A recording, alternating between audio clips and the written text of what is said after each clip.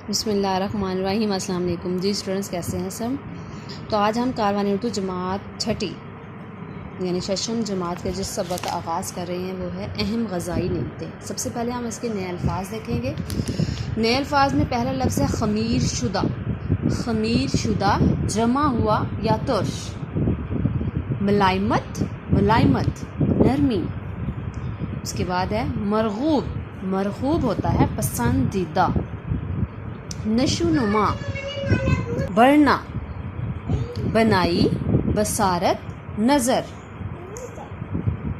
मशरूब शरबत तोहफ़ा इनाम। अब इसी से हम नए अल्फाज से हम इसी के जुमले बनाते हैं जी। अल्फाज जुमलों में सबसे पहला लफ्ज़ है ख़मीर शुदा। ख़मीर शुदा दही दूध की ख़मीर शुदा शक्ल है या दूध में नींबू डालने से वो ख़मीर हो जाता है या ख़मीर शुदा हो जाता है।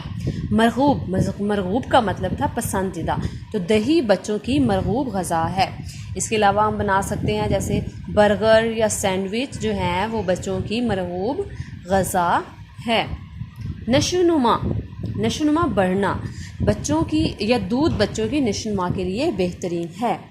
बच्चों की नशोनुमा के लिए अच्छी ग़ज़ा का इस्तेमाल करना चाहिए। मशरूब, शहद का मशरूब दिल को ताकत देता है।